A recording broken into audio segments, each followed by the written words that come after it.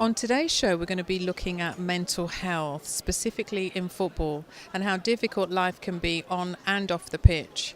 As a former sufferer of depression and anxiety myself, I know how difficult the struggles can be.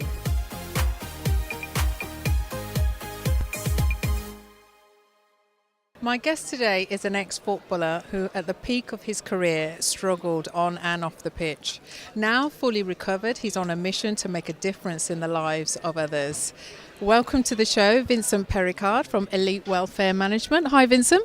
Hi, Natalie. How are you? I'm very good, thank you, and thank you for having me on your show. Oh, you're more than welcome. Now, can you share with the viewers a little bit of your story?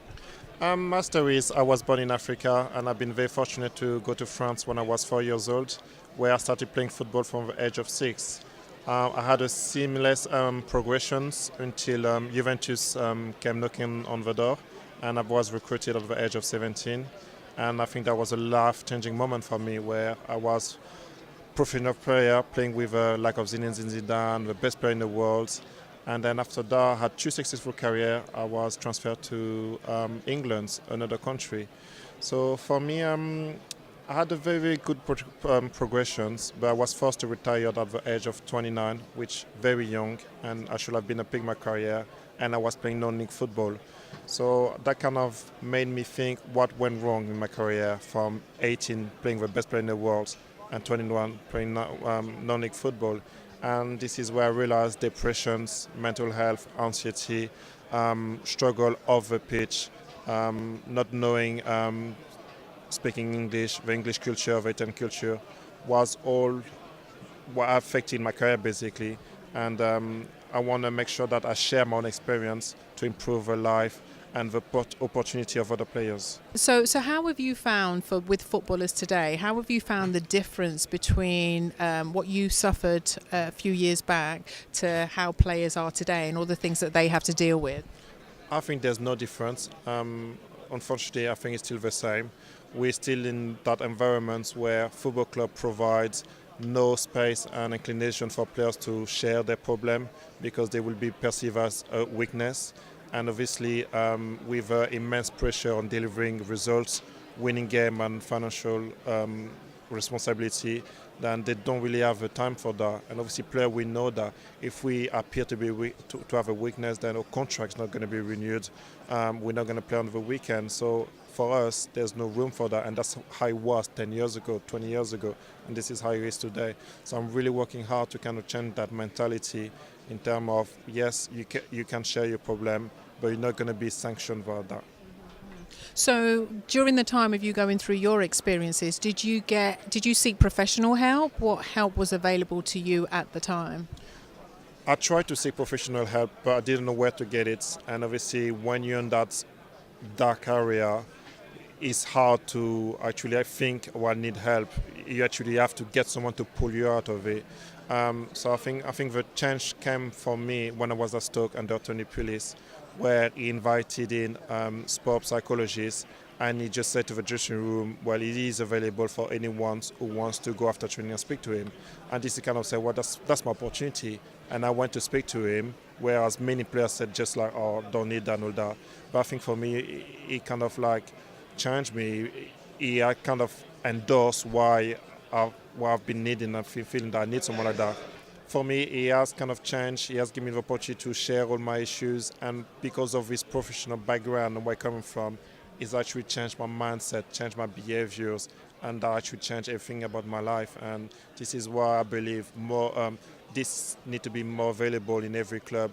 Players need to have access to that professional counselling, professional support. Yeah, I totally agree. And as somebody who personally has also been through mental health issues, I've suffered with depression, and mine was an anxiety-based depression as well. So I totally know where you're coming from, and I know how difficult it can be to pull yourself out, and you do need that help. So I fully support what you do. I think it's fantastic, and I just, especially in the footballing industry as well, which is a predominantly male industry. So I think there's such a need for a company such as Elite Welfare Management. So can you just share with us a little bit more about what Elite Welfare Management is doing?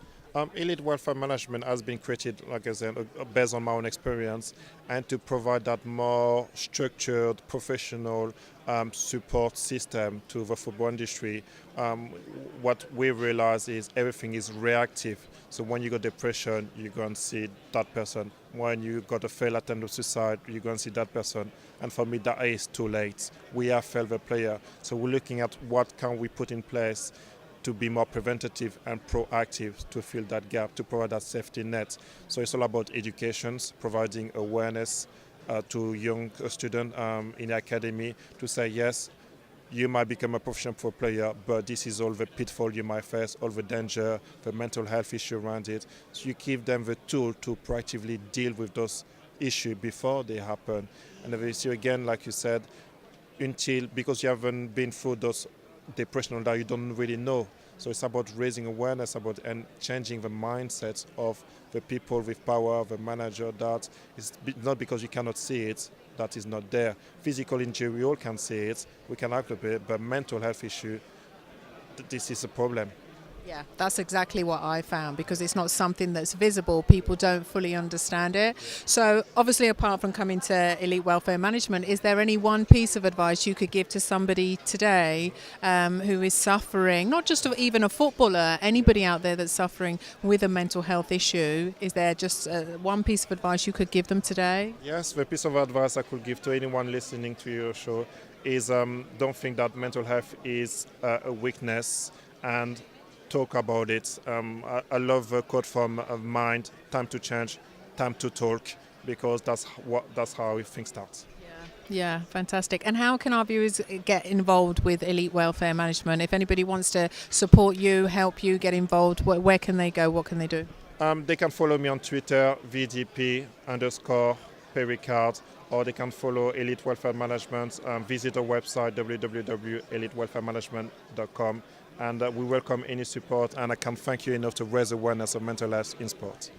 You're more than welcome. Thank you so much for joining me on today's show, Vincent. My pleasure. Thank you.